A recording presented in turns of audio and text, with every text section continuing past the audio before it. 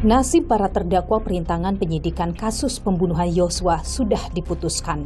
Setelah vonis ringan, wacana kembali berseragam Polri menggema. Alkisah, hasil sidang etik Richard Eliezer jadi pemicunya.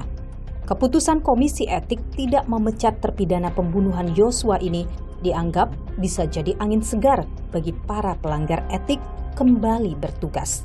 Layakkah mereka mendapat kesempatan kedua? Saya akan mencari jawabnya.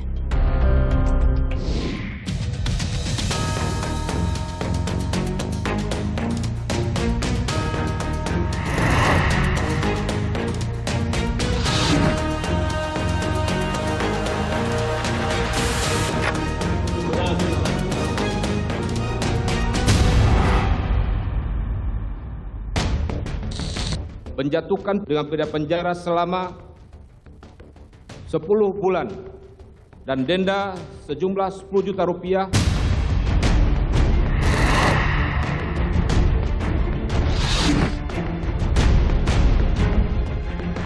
Sidang etik bagaimana Abang melihat? Berharapnya gimana Bang? Tetap Pengen tetap ya Bang? Optimis bisa ya Bang? Mbak Fitri masih ingin Irfan menjadi anggota Polri? Sejujurnya sih saya masih mau, Mbak. Tapi perasaan kecewa itu pasti ada.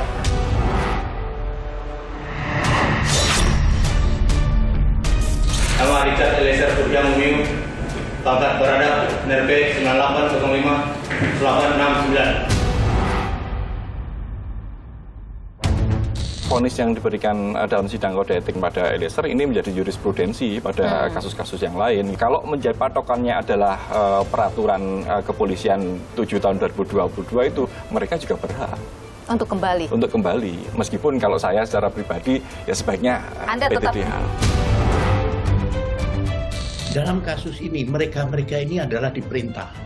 Mereka dalam keadaan terpaksa melakukan itu semua. Artinya ada peluang yang sama antara terdakwa obstruction of justice dengan Richard Eliezer bisa kembali jadi anggota Polri. Saudara, nasib Eliezer sebagai anggota Polri telah diputus. Komisi Etik Polri yang dipimpin oleh Kombes Sakyus Ginting memutuskan tak pecat Eliezer. Meski tak dipecat, Eliezer mendapatkan sanksi demosi selama 1 tahun dan ditempatkan di pelayanan markas Polri. Terduga pelanggar masih dapat dipertahankan untuk tetap berada dalam dinas Polri. Putusan sidang KKEP. A. Sanksi bersifat etika, yaitu perilaku pelanggar dinyatakan sebagai perbuatan tercela. B. Kewajiban pelanggar meminta maaf secara lisan di hadapan sidang KKEP dan secara tertulis kepada pimpinan Polri. B. Sanksi administratif, yaitu mutasi bersifat demosi selama 1 tahun. Tak dipecatnya Eliezer menimbulkan kekecewaan orang tua Yosua. Ayah Yosua, Samuel Huta Barat, menyebut hal ini jadi contoh buruk. Tak hanya ayah Yosua, pengamat kepolisian Bambang Rukminto juga tak sepakat Eliezer tak dipecat. Menurutnya, ini bisa jadi presiden buruk bagi Polri ke depannya. Bagaimana saudara analisanya soal ini? Saya akan menemuinya untuk berbincang langsung terkait dengan hal ini. Tapi sebelum ke sana saudara, saya ingin mengajak Anda untuk melihat 2 peraturan yang saling bertentangan terkait dengan pemecatan anggota Polri yang tersangkut kasus pidana. Pertama adalah Peraturan Pemerintah Nomor 1 Tahun 2003. Disebutkan dalam Pasal 12, pemberhentian dengan tidak hormat dilakukan bila anggota Polri dipidana penjara tanpa menyebut batasan waktu. Jika PP ini yang digunakan sebagai dasar, maka kecil kemungkinan Hendra CS bisa kembali jadi anggota Polri. Adapun seharusnya Eliezer dipecat karena putusan 1,5 tahun penjara telah dinyatakan ingkrah. Ada pula peraturan Kapolri nomor 14 tahun 2011, saudara. Di sana disebutkan, sanksi pemberhentian tidak dengan hormat bisa dilakukan untuk personel yang mendapat ancaman hukuman pidana 4 tahun atau lebih yang sudah berketetapan hukum atau ingkrah.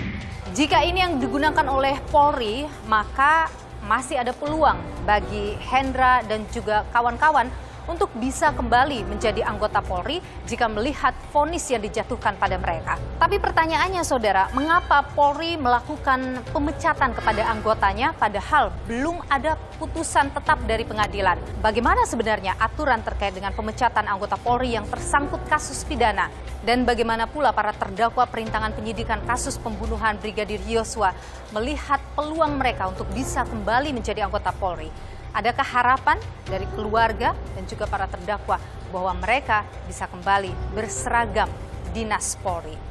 Saya akan temui mereka dan juga para keluarga, saudara. Ikuti saya.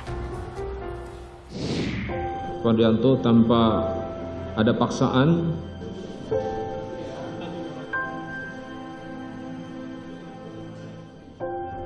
menjatuhkan pidana pada terdakwa Irfan Widianto SH SIK. Oleh karena itu, dengan pidana penjara selama 10 bulan dan denda sejumlah 10 juta rupiah.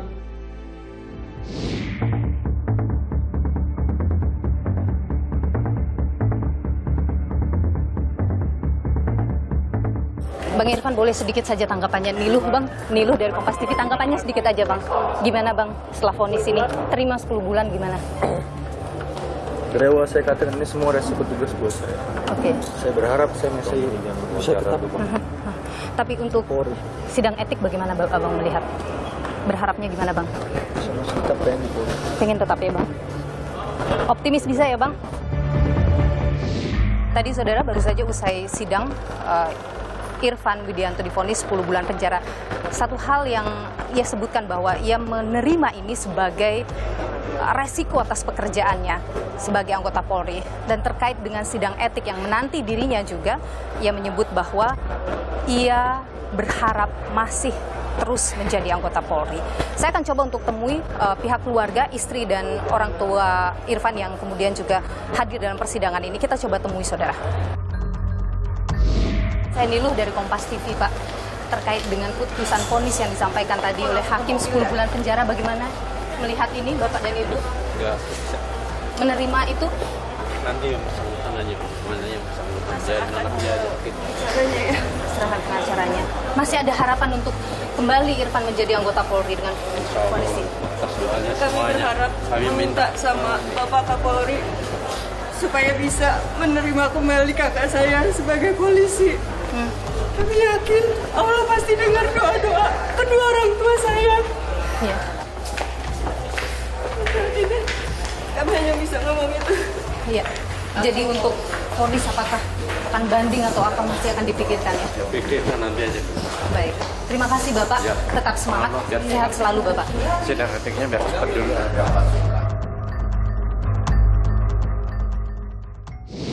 Irfan Widianto menyebut bahwa apapun yang terjadi pada dirinya, ia anggap sebagai bagian dari resiko sebagai anggota Polri. Saya coba tanyakan ke kuasa hukum, bagaimana upaya hukum lanjutan setelah vonis 10 bulan penjara. Ada Aga di sini. Bagaimana? Adakah sudah ada dipikirkan atau sebelumnya mungkin sudah diperbincangkan dengan Irfan terkait dengan apa langkah hukum lanjutan jika putusan hakim tadi tidak memuaskan? Ya, kami tadi sudah mendengarkan isi putusannya. Bahkan ada hal yang menarik, yaitu dissenting opinion, di mana dissenting opinion itu ada satu anggota hakim yang berbeda pendapat. Pendapat ini sangat menarik, kenapa? Karena dinyatakan di situ bahwa Irfan tidak memenuhi rumusan unsur pasal, yaitu unsur dengan sengaja, ya, dan juga unsur turut serta, dalam turut serta atau pasal penyertaan, pasal 55. Dan juga bahkan Irfan ini dapat dibenarkan dengan pasal 51, yaitu menjalankan perintah jabatan. Sehingga menurut kami sebetulnya putusannya sangat menarik, meskipun pada akhirnya klien kami divonis 10 bulan penjara. Dan ada juga satu hal yang benar-benar membuat kami, para PH tadi, terkejut, terharu, bahkan sampai meneteskan air mata, bahwa majelis hakim di situ menyatakan hal-hal yang meringankan, yaitu adalah bahwa Irfan Widianto ini adalah merupakan seorang anggota Polri yang telah mengabdi dengan baik, dengan tanpa cacat, yaitu merupakan seorang Adi Makayasa lulusan tahun 2010. Majelis hakim juga mengharapkan bahwa agar dapat terus melanjutkan pengabdiannya kepada Polri, sehingga tadi kami juga hanya sebentar berbicara dengan Irfan. Untuk upaya banding mungkin kami kan pikir-pikir terlebih dahulu karena kita juga masih punya waktu 7 hari, karena sebetulnya banding pun adalah hak dari terdakwa. Kami tidak memaksakan, kami akan memberikan waktu yang luang, memberikan ruang kepada Irfan untuk berpikir. Nanti dari kami juga mungkin masih berdiskusi lebih lanjut. Oke, terkait dengan hal yang disampaikan oleh hakim dalam pertimbangannya, ada yang Anda tidak sependapat dengan pertimbangan hakim? Pendengaran kami ada beberapa pertimbangan yang mungkin kami tidak sependapat karena apa yang kami sampaikan di pledoi itu berbeda pendapat dengan hakim. Tapi menurut Anda, hakim sudah cukup bijaksana tadi dengan vonis 10 bulan? Dengan vonis 10 bulan saya tidak mau mengomentari ya. Kami itu dibilang kecewa ya. Ada kecewanya. Kenapa? Karena kami benar-benar meyakini bahwa Irfan ini seharusnya bebas. Sebagaimana bisa ada dissenting opinion dalam perkara ini bahwa emang Irfan ini tidak memenuhi rumusan unsur pasal yang didakwakan. Dari pasal 33, unsur dengan sengaja tidak terbukti. Tadi juga sempat disinggung oleh majelis hakim bahwa unsur melakukan tindakan apapun sehingga mengakibatkan rusaknya sistem elektronik dan seterusnya itu tidak terbukti. Bahkan Irfan ini dapat dibenarkan menurut pasal 51 itu menjalankan perintah atasnya. Itu juga disebutkan oleh hakim tadi. Terima kasih Bung Aga, kuasa hukum pengacara dari Irfan Widianto, salah satu terdakwa perintangan penyidikan kasus pembunuhan Brigadir Yosua. Sehat selalu. Vonis sudah dijatuhkan oleh hakim, masih pikir-pikir kata Irfan untuk apakah banding atau tidak. Bagaimana melihat vonis 10 bulan penjara ini? Sebenarnya putusannya bagi kami keluarga itu kurang mencerminkan keadilan.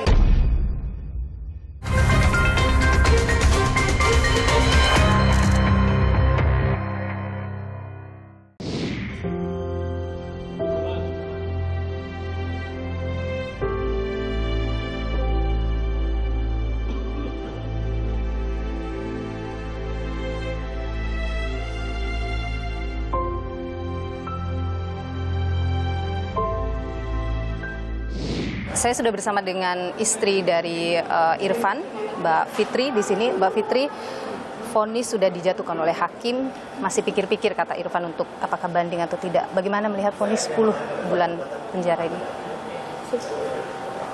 Sebenarnya putusannya bagi kami keluarga itu kurang mencerminkan keadilan ya Mbak ya. Karena sebenarnya kan kata ahli-ahli semuanya Mas Irfan tidak bisa dijerat gitu ya. Dan tidak terbukti bersalah. Tapi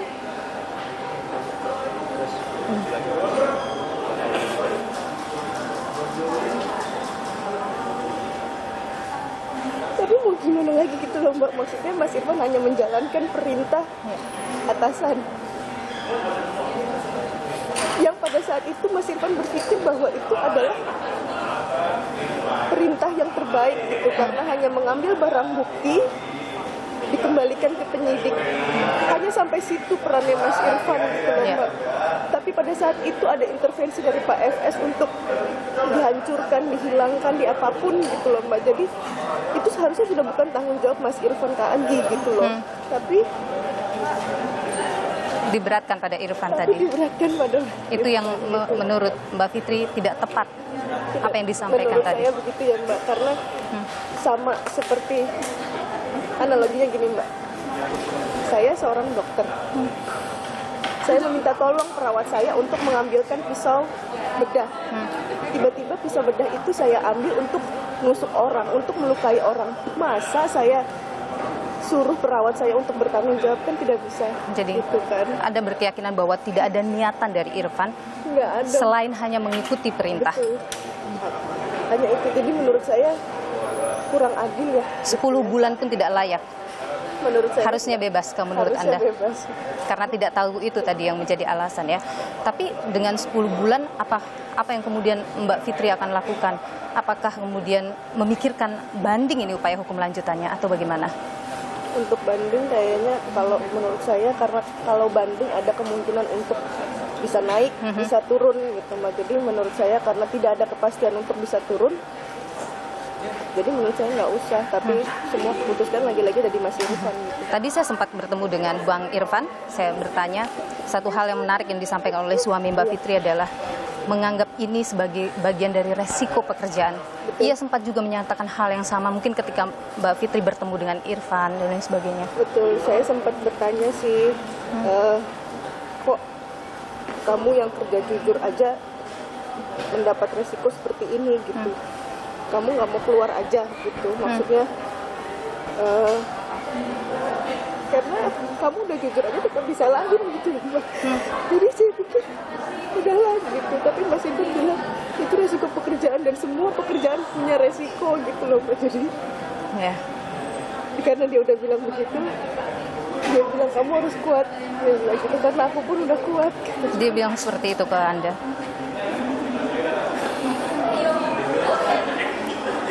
Soal ini kan belum di sidang etik ya, tapi tentu sidang etik menunggu untuk Irfan. Mbak Fitri masih ingin Irfan menjadi anggota Polri? Sejujurnya sih saya masih mau Mbak, tapi perasaan kecewa itu pasti ada. Karena kan semua itu kan benar-benar hanya perintah dari atasan Mbak. Nggak mungkin atasan memerintah terus habis itu Mas Irfan bilang, enggak Bang, saya nggak mau. Itu kan nggak mungkin gitu loh Mbak. Jadi saya berharap ia kembali jadi anggota Polri? Berharap dia kembali dan tetap menjadi polisi jujur. Luar biasa Mbak Fitri. Ada hal yang ingin Mbak Fitri sampaikan kepada publik ini pertama kali Mbak Fitri bicara? Ada. Saya pengen Pak Kapolri dengar. Biarkan suami saya kembali bertugas. Karena dia adalah polisi jujur. Terima kasih Pak. Mbak Fitri Irfan, terima kasih atas waktunya kepada program Niluh Kompas TV. Sehat selalu, tetap semangat Mbak Fitri. Tentu kejujuran Pak Irfan tetap harus dipertahankan dan dukungan Anda yang paling penting untuk menyemangatinya terus. Terima kasih Mbak Fitri, sehat selalu. Menjatuhkan pidana kepada terdakwa, oleh karena itu dengan pidana penjara selama 2 tahun. Menyatakan terdakwa Hendra Kurniawan SIK terbukti secara sah dan meyakinkan bersalah melakukan tindak pidana dengan sengaja dan tanpa hak dengan cara apapun memindahkan suatu informasi milik publik yang dilakukan secara bersama-sama. Menjatuhkan pidana kepada terdakwa Hendra Kurniawan SIK, oleh karena itu dengan pidana penjara selama 3 tahun. Setelah sidang etik dari Richard Eliezer yang ia kemudian tidak dipecat dari anggota Polri, ini membuka harapan bagi para terdakwa perintangan penyidikan kasus pembunuhan Brigadir Yosua untuk juga bisa kembali menjadi anggota Polri. Karena vonis yang diberikan juga kalau kita lihat pada Irfan Widianto misalnya, Arief Cahya ini di bawah 1 tahun. Apa sebenarnya aturan yang jelas terkait dengan pemecatan anggota Polri yang tersangkut kasus pidana? Kita perbincangkan hal ini bersama dengan Ketua Harian Kompolnas Irjen Pol Purnawirawan Beni Mamoto. Pak Beni, terima kasih sudah bersama Niluh, sehat selalu. Sehat selalu, terima kasih. Ya, Pak Beni, pada saat sidang etik Eliezer Anda hadir di dalam ruang sidang waktu itu. Apa sebenarnya hal-hal penting yang kemudian membuat Eliezer akhirnya diputus untuk tidak dipecat sebagai anggota Polri? Ya, pertama tentunya saya sampaikan bahwa dalam pelaksanaan sidang kode etik itu mendasari pada yang pertama peraturan pemerintah nomor 1 tahun 2003 tentang pemberhentian anggota Polri. Kemudian yang kedua Perpol nomor 7 tahun 2022 ya tentang kode etik profesi dan KKIP. Nah, dalam konteks sidang Eliezer kemarin saya mengikuti dari awal sampai akhir, dan di sana yang pertama adalah ketika penuntut menyampaikan tuntutan pada Eliezer, di sana disampaikan hal-hal yang dinilai melanggar kode etik. Tetapi juga disampaikan hal-hal yang menjadi pertimbangan yang meringankan. Akhirnya dari pihak penuntut mengajukan tuntutan 3 tahun demosi. Namun kemudian dari Majelis Sidang Kode Etik memutuskan 1 tahun demosi. Ini juga dengan pertimbangan hal-hal yang meringankan. Di antaranya adalah mengadopsi pertimbangan hakim di pengadilan pidana. Contoh, yang bersangkutan menjadi justice kolaborator. Ini menjadi penting. Kemudian kedua, dalam catatan tidak pernah terlibat pelanggaran kode etik, kemudian disiplin maupun pidana. Kemudian ketiga, berlaku sopan dalam persidangan. Kemudian keluarga korban sudah memaafkan. Kemudian masalah prestasi dan sebagainya. Nah, melihat hal ini, kalau dikaitkan dengan para pelaku yang lain yang terlibat obstruction of justice, kita lihat dari Arifin, itu kena 6 bulan ya. 10 bulan, Pak. Arif 10 bulan, Irfan juga 10 bulan. Nah, ini saya melihatnya begini. Dalam kasus ini, mereka-mereka ini adalah diperintah. Ada masalah dengan psikohierarki. Mereka dalam keadaan terpaksa melakukan itu semua. Nah, di sisi lain kita lihat hakim mendudukkan Sambo dan istrinya pada posisi teratas dengan hukuman yang terberat, yaitu mati dan 20 tahun. Ini menunjukkan bahwa hakim menunjukkan dalam putusannya ini, semua ini harusnya tanggung jawab diambil alih oleh Sambo dan istrinya. Sambo dan istrinya. Iya, yang lain ini ya disuruh, diperintah dengan terpaksa dan sebagainya. Karena dia kemudian menjalankan perintah begitu dalam melaksanakan apa yang kemudian didakwakan pada mereka, artinya ada peluang yang sama antara terdakwa obstruction of justice dengan Richard Eliezer bisa kembali jadi anggota Polri. Begitukah kira-kira Pak Beni?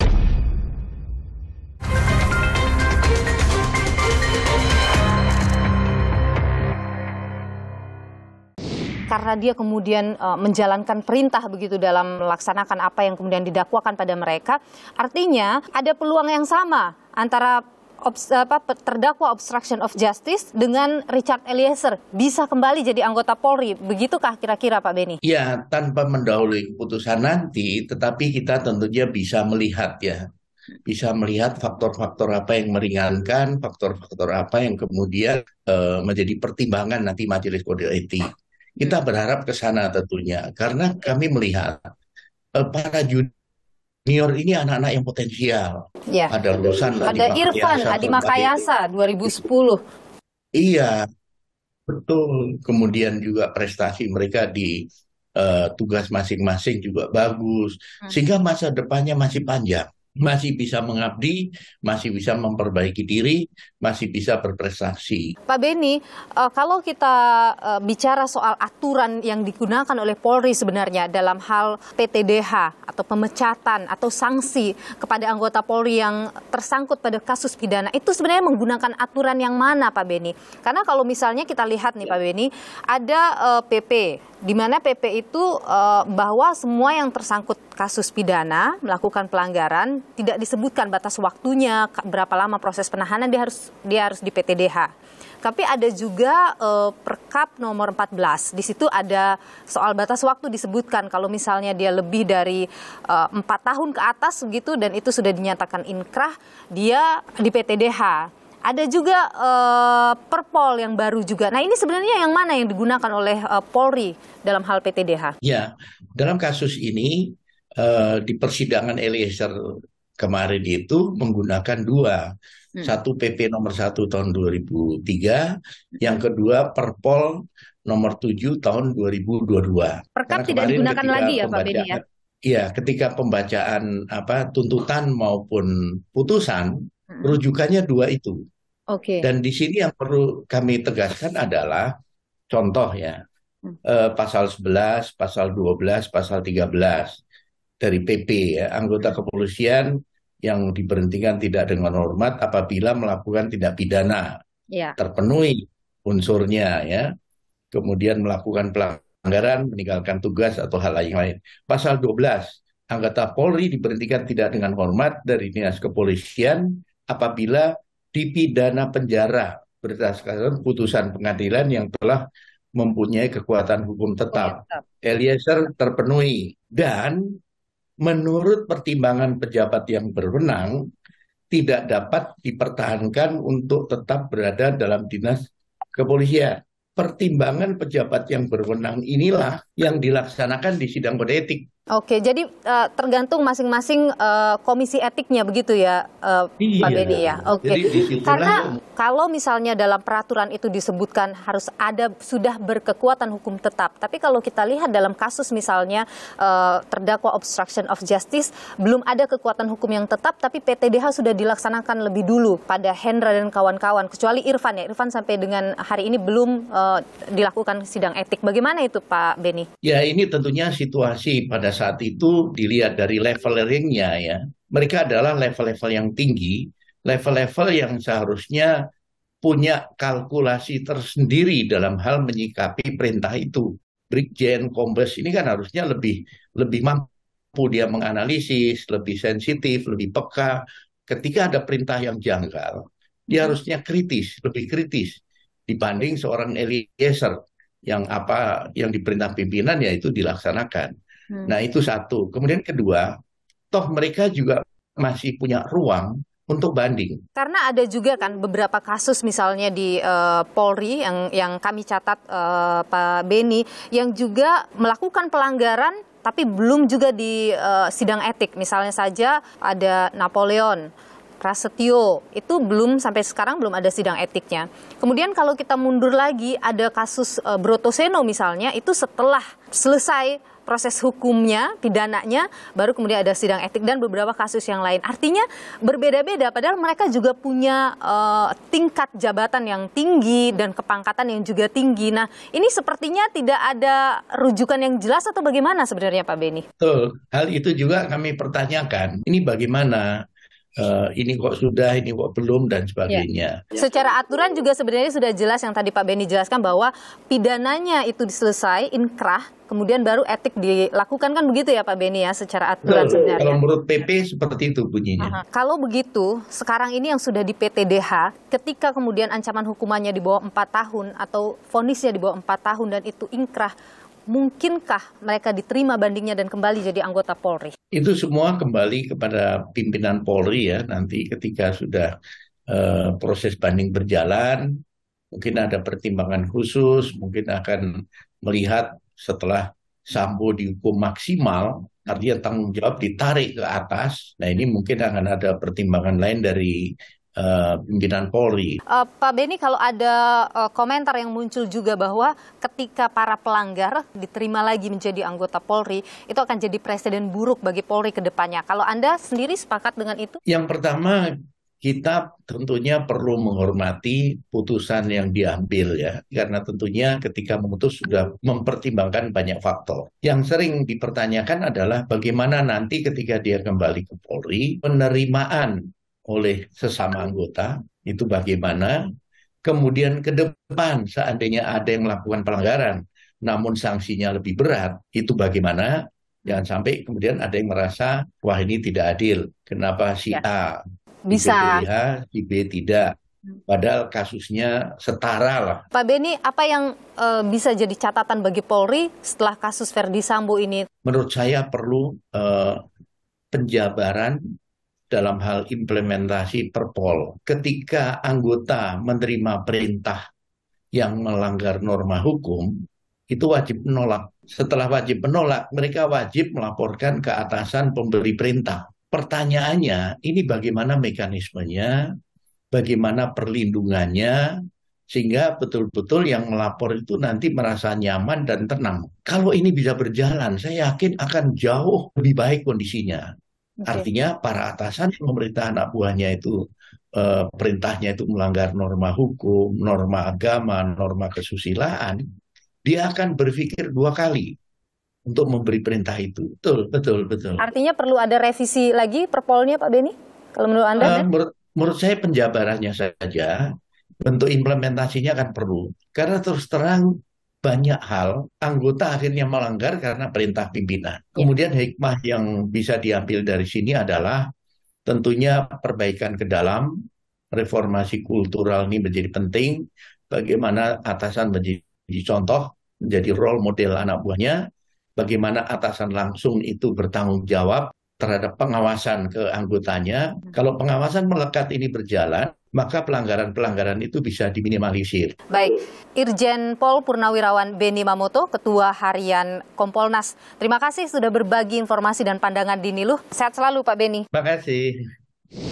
Polri ingin memberi kesempatan kedua pada orang yang mengaku ia bersalah. Saya melihat bahwa itu adalah sikap permisif. Bukankah ini jadi hal yang positif? Publik kemudian menilai kejujuran itu masih ada nilainya.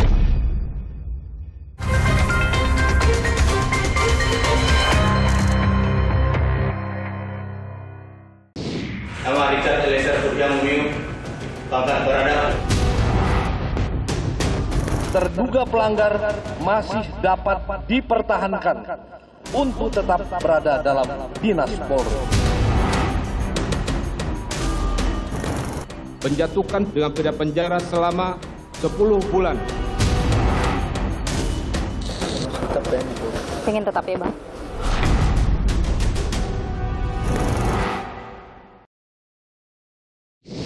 Pengamat kepolisian Bambang Rukminto menjadi orang yang bersuara keras terkait dengan kembalinya Eliezer menjadi anggota Polri. Ia tidak dipecat. Dan Bambang Rukminto menyebut ini akan menjadi presiden buruk bagi Polri ke depannya. Apa analisanya soal ini? Saya sudah bersama dengan Bambang Rukminto, pengamat kepolisian. Pak Bambang, terima kasih sudah bersama Niluh. Anda tidak sependapat kalau pelanggar itu kembali lagi jadi anggota Polri. Alasan Anda jadi presiden buruk, apa analisa Anda? Ya, ini kan dalam rangka membangun organisasi Polri yang lebih baik, lebih profesional, dengan kultur yang ketat, kultur yang baik, gitu, dengan tegas melaksanakan etika kelembagaan, etika masyarakat. Makanya ketika kemudian seorang narapidana ini kembali menjadi anggota kepolisian, etik profesi polisi ini saya pertanyakan. Tapi kalau misalnya kita lihat dalam kasus Eliezer, dia menjalankan perintah, artinya yang dia lakukan bukan atas kehendaknya sendiri. Tetapi ini kan tetap saja menghilangkan nyawa seseorang, dan kejujurannya, keberaniannya itu sudah diapresiasi dengan memberikan vonis 1,5 tahun. Tetapi ini terkait dengan organisasi kepolisian, ini harus dibedakan gitu loh. Tapi begini, kalau kita lihat dalam pertimbangan itu kan bahwa Eliezer masih muda, belum pernah melakukan pelanggaran, kesalahan, kemudian mempertimbangkan juga soal karirnya. Artinya begini, Polri ingin memberi kesempatan kedua pada orang yang mengaku ia bersalah. Bagaimana Anda melihat itu? Ya, saya melihat bahwa itu adalah sikap permisif, toleran. Itu bukan hal yang positif Anda lihat? Saya melihat ya ini organisasi besar, lembaga negara, lembaga penegak hukum yang harusnya lebih ketat, lebih tegas terkait penegakan hukum di internalnya. Bukankah ini jadi hal yang positif? Publik kemudian menilai kejujuran itu masih ada nilainya. Ya, satu sisi memang seperti itu, tapi sisi lain saya melihat apakah apa itu menjadi jujur, menjadi berani itu kan sudah seharusnya dilakukan oleh seorang anggota kepolisian gitu loh. Kalau kemudian ini diapresiasi karena kejujuran, apakah begitu keringnya rasa apa itu keberanian, kejujuran itu di kepolisian itu? Apakah tidak ada nilai-nilai seperti itu sehingga seorang yang sudah melakukan hal yang biasa, berani jujur itu sudah harus dilakukan, kemudian diapresiasi menjadi kembali. Sementara tindak pidananya jelas. Kalau dalam kasus pidana, pertimbangan sosial itu kan masuk ya. Nah, kalau dalam etik Polri menurut Anda tidak perlu memasukkan pertimbangan sosial itu? Polri ini organisasi besar, gitu, organisasi penegak hukum yang harus menjaga marwah dan kewibawaannya. Gitu. Kalau di internalnya ini lemah, ya bagaimana masyarakat memandang penegak hukum ini gitu. Ini kan sangat kita sayangkan. Kita ini mencintai Polri kok. Bagaimana Polri ke depan ini harus profesional, harus tegak lurus pada aturan. Tidak ada toleransi. Tidak ada toleransi seharusnya. Berkaca dari kasus Eliezer, Pak Bambang, kemudian ada harapan yang muncul bahwa terdakwa obstruction of justice, perintangan penyidikan kasus pembunuhan Yosua, ini harusnya punya peluang yang sama untuk kembali lagi ke anggota Polri. Betul. Vonis yang diberikan dalam sidang kode etik pada Eliezer ini menjadi jurisprudensi pada kasus-kasus yang lain. Kalau menjadi patokannya adalah peraturan kepolisian 7 tahun 2022 itu, mereka juga berhak untuk kembali. Untuk kembali. Meskipun kalau saya secara pribadi ya sebaiknya PTDH lah. Menolak seharusnya. Tapi begini, ini kan kasusnya berbeda. Yang satu dalam konteks perintah, ia kemudian didakwa merintangi penyidikan. Yang satu dalam konteks perintah, ia kemudian membunuh orang. apakah kemudian kita bisa membedakannya juga? Oh, yang ini ya nggak apa-apa deh masuk jadi anggota Polri lagi. Ya tidak bisa seperti itu karena dalam peraturan kepolisian, kalau ya patokannya adalah peraturan kepolisian tidak diatur kok. Ini motifnya apa sih? Yang diatur dalam peraturan kepolisian itu terutama Perkap 14 tahun 2011 kan ancaman hukuman 4 tahun, terus vonis inkrah maksimal 3 tahun gitu.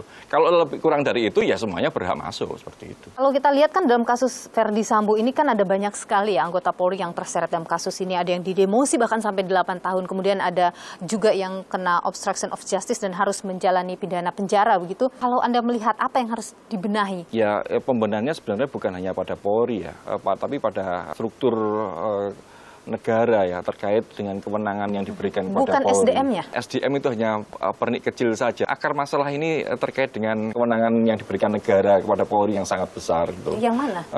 Undang-Undang 2 tahun 2002 itu memberikan kewenangan Polri untuk merumuskan kebijakannya sendiri, merumuskan peraturan-peraturannya sendiri, kemudian melaksanakan juga melakukan pengawasan gitu loh. Artinya kan ringnya ini sangat luas sekali. Makanya keluarlah ada Perkap, ada Perpol dan sebagainya. Salah satunya ya Perpol 7 tahun 2022 ini yang bermasalah gitu karena di situ tidak rigid. Yang layak untuk DPTDH itu ukurannya apa sih? Apakah hanya karena divonis kurang lebih dari 3 tahun atau kurang dari tahun? Ukurannya ya hanya angka-angka saja, bukan pada etik atau kasus per kasus atau tingkat pelanggarannya. Kemudian kapan dilakukan sidang etik? Itu pun jadi masalah. Sidang etik ini dilakukan di depan sebelum sidang pidana atau di akhir atau setelah inkrah. Banyak juga kasus-kasus yang sudah divonis tapi sampai sekarang juga belum di sidang etik. Artinya apa? Ada ruang untuk menyalahgunakan kewenangan seperti itu. Ini kan sangat disayangkan dan itu harus dimulai dengan negara untuk mendorong melakukan revisi Undang-Undang 2 tahun 2002. Baik, Bambang Rukminto, pengamat kepolisian. Terima kasih sudah berbagi informasi dan pandangan ini. Sehat selalu Pak Bambang. Salam sehat. Vonis bagi para terdakwa perintang penyidikan sudah diberi. Adakah jalan bagi mereka untuk bisa kembali berseragam Polri?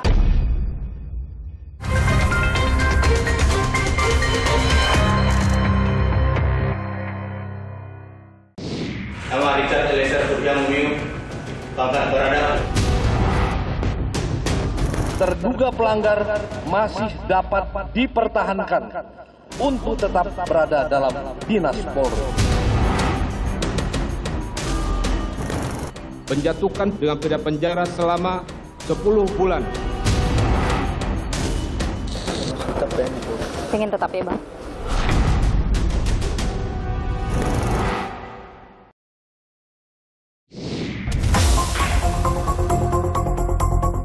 Akhir manis bagi Richard Eliezer. Usai divonis 1 tahun 6 bulan dalam perkara pembunuhan Yosua, Komisi Kode Etik Polri pun memutuskan tidak memecat Richard Eliezer. Selepas menjalani pidana, Eliezer akan segera bergabung kembali menjadi anggota Brimob Polri. Keputusan ini timbulkan pro dan kontra. Apalagi masih tersisa anak buah Sambo yang tengah mengadu nasib di meja hijau. Ada 6 tersangka anak buah Sambo dalam kasus perintangan penyidikan kasus pembunuhan Brigadir Yosua. Hendra Kurniawan yang sebelumnya menjabat Karo Paminal Propam Polri mendapat sanksi pemberhentian tidak dengan hormat dari kepolisian 31 Oktober lalu. Sementara itu, Jaksa Penuntut Umum Kejaksaan Negeri Jakarta Selatan menuntut Hendra 3 tahun penjara. Lalu ada pula Agus Nurpatria, Kaden A Ropaminal Divisi Propam Polri ini diberhentikan dengan tidak hormat dari anggota kepolisian 7 September lalu. Agus juga dituntut hukuman penjara 3 tahun oleh Jaksa Penuntut Umum. Sementara itu, Arif Rahman Arifin, sebelumnya Wakaden B Ropaminal Divisi Propam Polri, sudah disidang kode etik oleh Polri dengan hasil pemberhentian tidak dengan hormat, namun keputusan belum inkrah dan Arif pun akan ajukan banding. Di lain hal, Majelis Hakim Pengadilan Negeri Jakarta Selatan menjatuhkan vonis pada Arif dengan pidana selama 10 bulan penjara. Anak buah Sambo lainnya, Baikuni Wibowo, juga dijatuhkan sanksi pemberhentian dengan tidak hormat dari anggota kepolisian. Sebelumnya, Baikuni menjabat Kepala Subbagian Pemeriksaan Penegakan Etika pada Biro Pertanggungjawaban Profesi Divisi Propam Polri. Dan Majelis Hakim Pengadilan Negeri Jakarta Selatan memvonis Baikuni 1 tahun penjara. Tidak hanya itu, Cuk Putranto sebelumnya menjabat Kepala Subbagian Audit pada Biro Pertanggungjawaban Profesi Divisi Propam Polri. Ia mendapat sanksi pemberhentian dengan tidak hormat dari kepolisian 2 September lalu. Kemudian Cuk divonis 1 tahun penjara oleh Majelis Hakim Pengadilan Negeri Jakarta Selatan. Terakhir, Irfan Widianto sebelumnya menjabat Kepala Subunit 1 Subdirektorat 3 Direktorat Tindak Pidana Umum Barreskrim Polri. Irfan belum menjalani sidang etik Polri. Ia divonis 10 bulan penjara oleh Majelis Hakim Pengadilan Negeri Jakarta Selatan. Jika tak sepakat dengan putusan sidang Komisi Etik Polri, para terdakwa dapat ajukan banding hingga peninjauan kembali. Salah satu yang mengajukan banding yakni Arif Rahman Arifin. Kami mohon keputusannya nantinya Bapak dapat memberikan kebijaksanaan Bapak dalam keputusan banding nanti, sehingga suami saya yang telah memberikan hati, waktu, dan kerja kerasnya selama ini, selama 21 tahun berdinas dengan tidak ada celah Pak, dapat menjadi pertimbangan bagi Bapak untuk memberikan hasil keputusan banding nantinya, dan sehingga dapat diterima kembali di institusi Polri. Di satu sisi, hampir semua tersangka obstruction of justice telah mendapat sanksi pemberhentian dengan tidak hormat atau dipecat sebelum adanya putusan pengadilan. Sementara itu, dalam beberapa kasus, sidang etik profesi Polri baru dilakukan setelah putusan pengadilan keluar. Seperti Raden Brotoseno, penyidik Barreskrim Polri ini terjerat kasus korupsi pada 2016. Setahun kemudian, Brotoseno divonis 5 tahun penjara oleh Majelis Hakim Pengadilan Tipikor Jakarta. Namun hingga 2022, Brotoseno tak kunjung dipecat lantaran dinilai berprestasi selama jadi anggota Polri. Keputusan ini menuai kritik hingga akhirnya Brotoseno dipecat dari anggota kepolisian 8 Juli 2022 lalu. Lain halnya dengan Abdul Waritz Baresti. Pama pelayanan markas Polda Gorontalo ini tertangkap mengonsumsi narkoba di tahun 2019. Ia telah mendapat vonis 5 tahun penjara. Ia dipecat secara tidak hormat pada akhir Januari tahun ini. Selain itu, ada Edwin Hatorangan Haryanja, mantan Kapolres Bandara Soekarno-Hatta, telah dipecat secara tidak terhormat 31 Agustus lalu. Lantaran Edwin diduga menerima uang hampir mencapai 3,4 miliar rupiah dari Kepala Satuan Reserse Narkoba atas penanganan kasus besar. Sementara itu, di balik jeruji besi ada anggota Polri yang hingga kini belum menjalani sidang etik profesi Polri. Sejak diundur September tahun lalu, sidang etik profesi Polri Kepala Divisi Hubungan Internasional Barreskrim, Napoleon Bonaparte, belum juga berjalan. Diketahui Napoleon dinyatakan bersalah lantaran menerima suap penghapusan nama terpidana korupsi Cesi Bank Bali, Joko Chandra, dalam daftar red notice. Ia divonis 4 tahun penjara dan denda 100 juta rupiah. Sama halnya dengan Napoleon, Kepala Biro Koordinasi dan Pengawasan PPNS Barreskrim Polri, Prasetyo Utomo, juga masih menunggu sidang etik profesi Polri.